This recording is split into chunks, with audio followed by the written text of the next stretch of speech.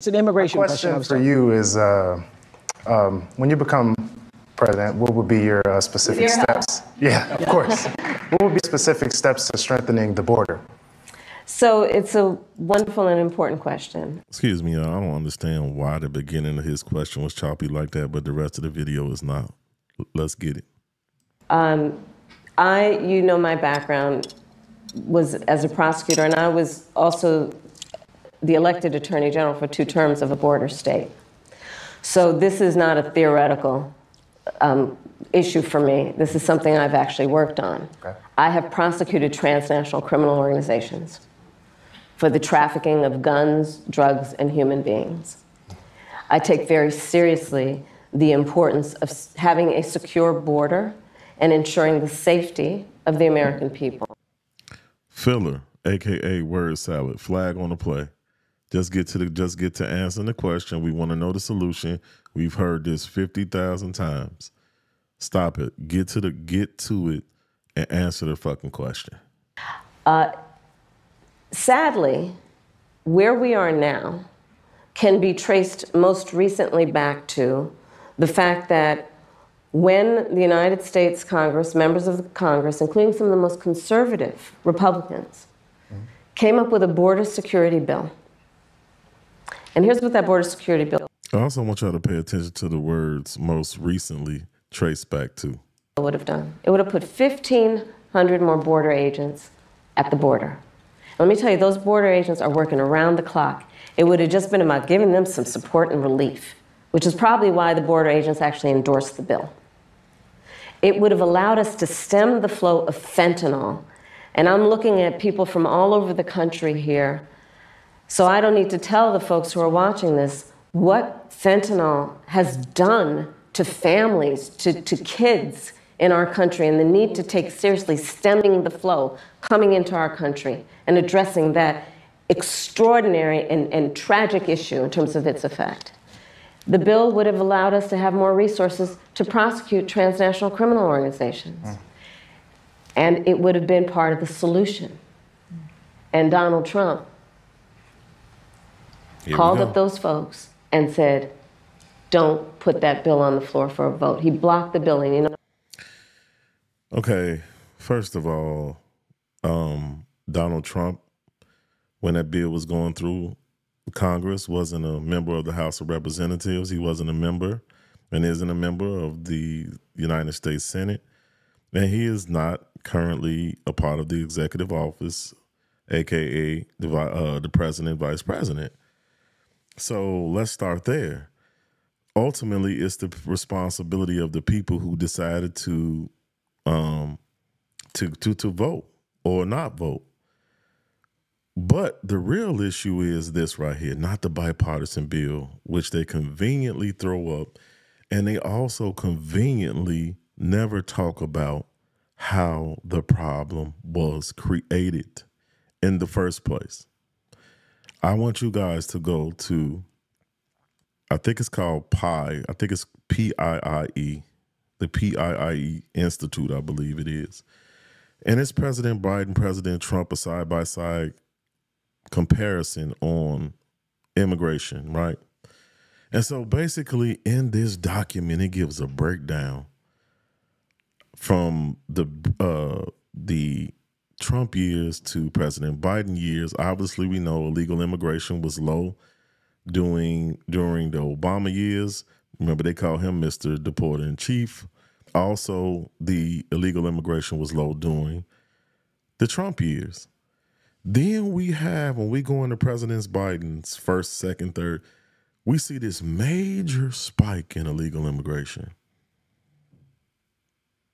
But then they keep blaming it on everybody else when this was not occurring under Obama or President Trump.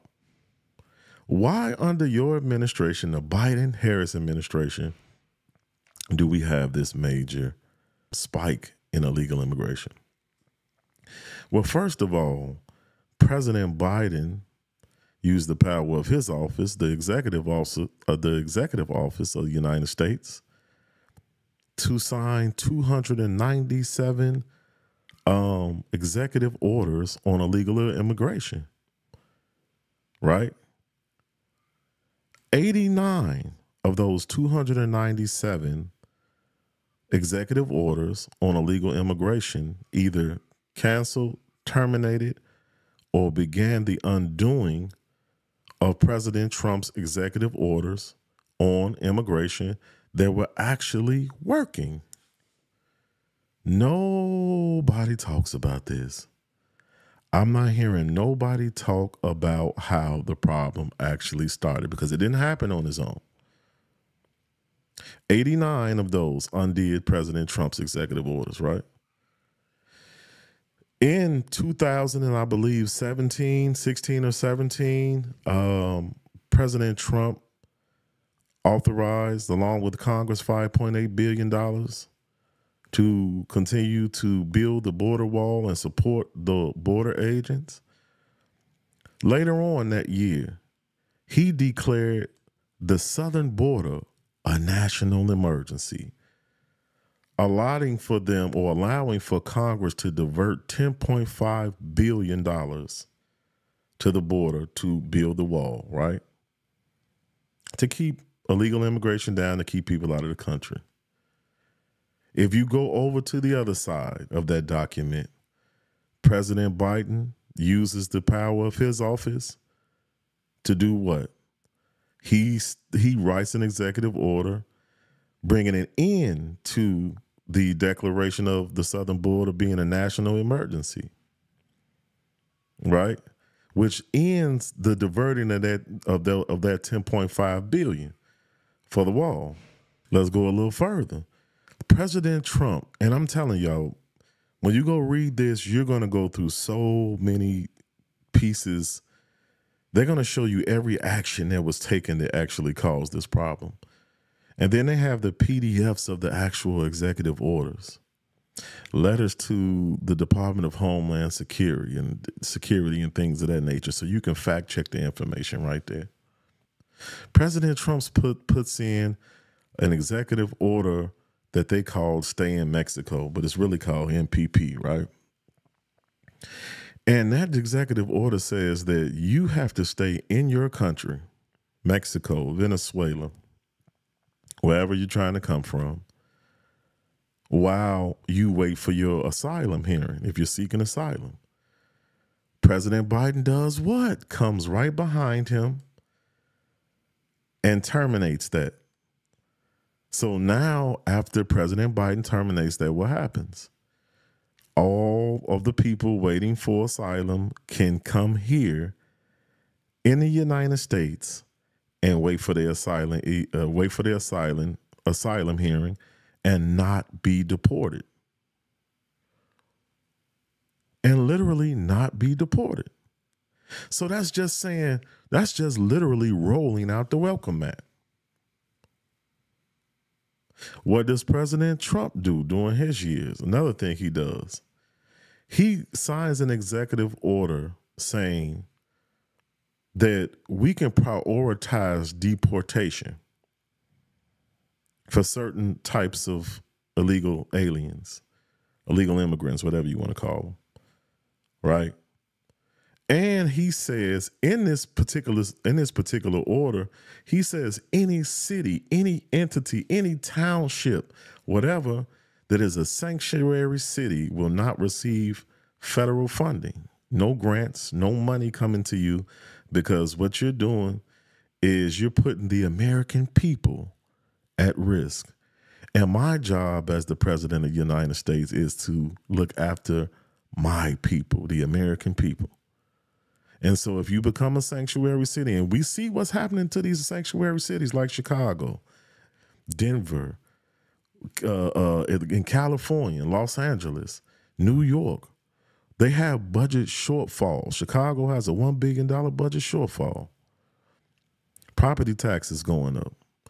Any type of fees, fines, all of that's going up.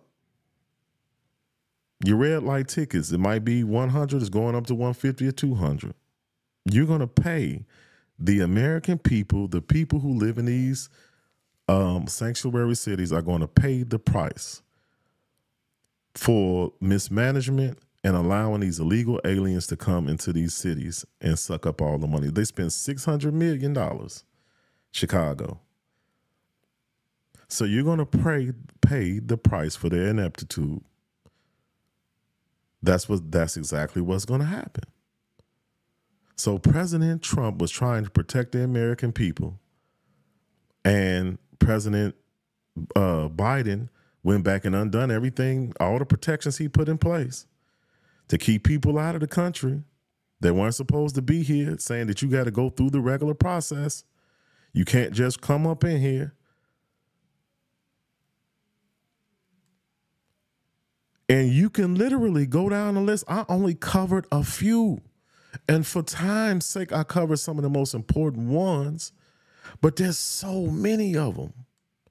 89 that undid, remember? That undid his executive orders that were working. Keep that in mind. And so later on, what happens?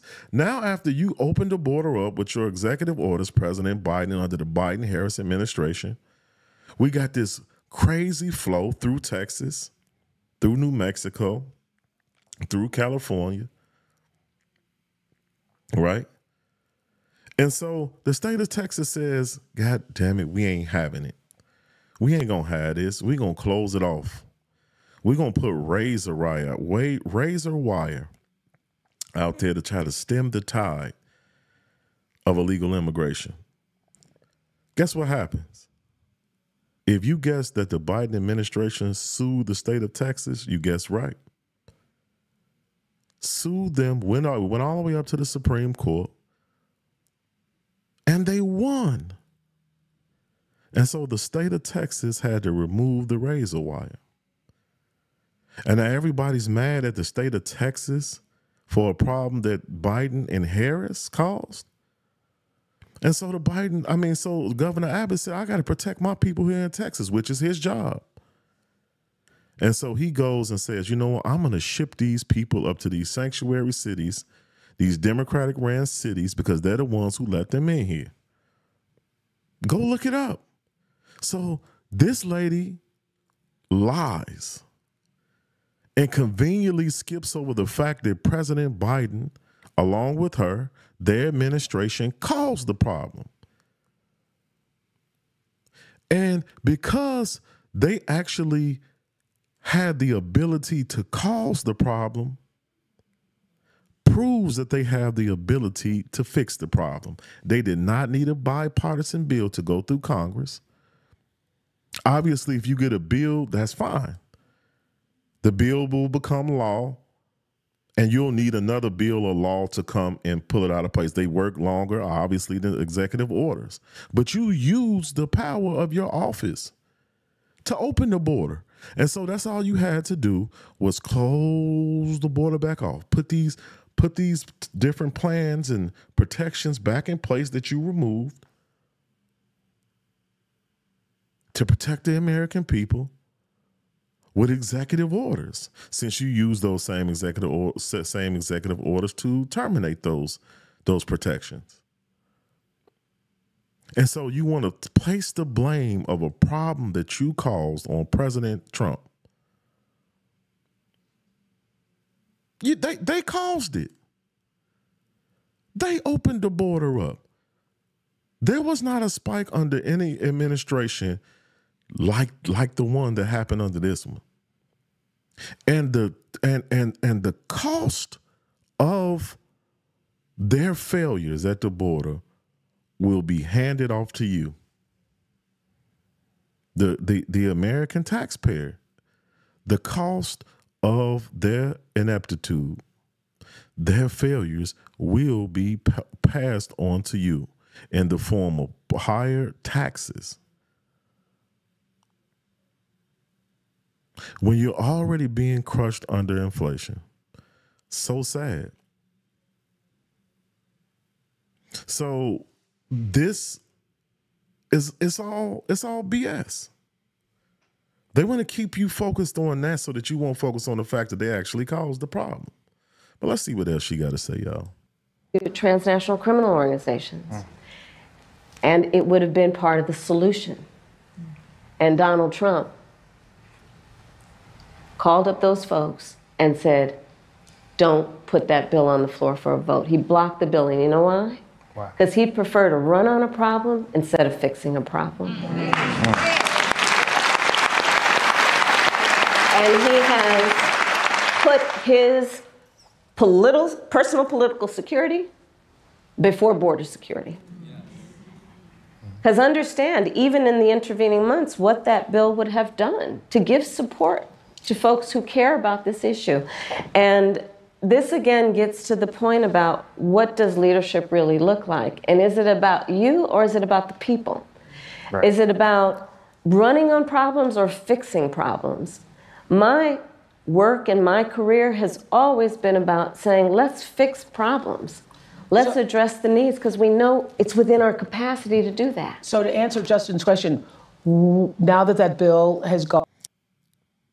You see what Oprah came in and said. She said, so to answer the question, because Kamala Harris, that's what she does. She word salads you into circumventing the actual question that you asked her. That's how she does it. She does it with almost every question that actually matters. That's the sad part about it. And our homegirl up here just really pretty much just put on blast. But like, so to answer the question, on, it hasn't passed. Will you reintroduce that? Absolutely. And when I am elected president of the United States, I will make sure that bill gets to my desk and I will sign it into law. Thank you, Justin. Thank you. Thank you, Justin. they've been so poor on illegal immigration. I don't trust it. First of all, I don't believe that she's going to be president of the United States at all. Second of all, they have put more protections in. They have done more protecting of illegal immigrants than they have been of protecting the American people. I don't trust the thing that they say. They caused this problem, y'all. They caused the problem. And I really want, if you really care about the facts, take the time and go look up the information. Look at that side-by-side comparison, and you will see the undoing of actual protections, actual orders that actually worked and kept illegal immigrants out of our country. Biden, Harris, it happened under them. Go look at the graphs. Go look at the maps. It literally tells a story. And a Democratic president, Obama, was exceptional on illegal immigration. You have to give him that. If you don't give him nothing else, you have to give him credit for what he done on illegal immigration. Because he'll send your ass up out of here. You come in, you getting back out of here. But if you continue to vote for these failures, these people's failures, they have proven that they can't run this country properly. Because you can't even protect the American people from violent criminals from other countries. And that's just literally sad. So I'm interested to know what y'all think, man. Let's continue this conversation in the comment section. Don't forget to like, comment, subscribe. And you know that is the greatest way to support this channel, by liking, commenting, subscribing, and sharing this content with other people that you know. I will see y'all in the next video. I love y'all. Don't forget to get a family a hug from me. See y'all soon.